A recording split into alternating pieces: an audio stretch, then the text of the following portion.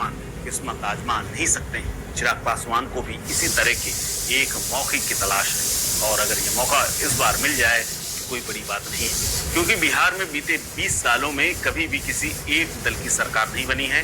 किसी को भी बहुमत नहीं मिलने की वजह से हर बार नीतीश कुमार के हाथ सीएम की कुर्सी लगी, सीएम वही बनते रहे। चिराग पासवान अगर केंद्र की राजनीति से अलग होकर बिहार में अपना भविष्य देख रहे हैं तो शायद उन्हें ऐसी भी संभावना की उम्मीद होगी कि वो भी मधु कोड़ा जैसे किस्मत के बलवान निकल जाएं। चिराग पासवान को भले ही साल 2020 में निराशा हाथ लगी हो, लेकिन उनके मन में बिहार का मुंह नहीं गया है। कहने को तो वो बिहार से हैं और लोकसभा से सांसद हैं, केंद्र में केंद्र का पद मिला हुआ है, केंद्रीय सरकार में वो हिस्सा हैं, लेकिन बिहार की राजनीति की उनकी इच्छा अभी भी अधूरी है। इसीलिए बिहार फर्स्ट, बिहारी फर्स्ट उनकी पार्टी का स्लोगन है।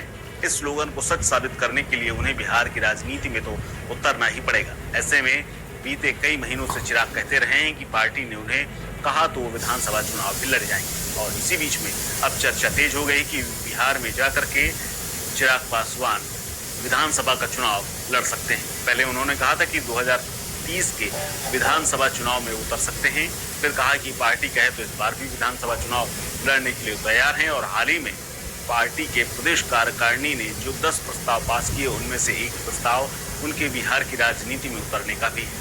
अब तो पार्टी के तमाम प्रकोष्ठों ने उन्हें इस साल होने वाले विधानसभा चुनाव में उतरने का प्रस्ताव पारित कर दिया है। पिछले ही महीने चिराग जब बिहार आए तो पटना में उनकी ताजपोशी के पोस्टर समर्थकों ने लगाए थे। माना जा रहा था कि बिहार में जाकर के चिराग इशारों में अब पोस्टरों के माध्यम से अपने इरादे स्पष्ट कर रहे हैं। हालांकि दरभंगा के कार्यक्रम में शिरकत करने के दौरान उन्होंने स्पष्ट कर दिया था कि उनकी ताजपोशी का कोई अभी सवाल नहीं उठता, इसीलिए बिहार में सीएम पद का अभी कोई ना तो पद खाली हो रहा है, ना ही कोई वैकेंसी है।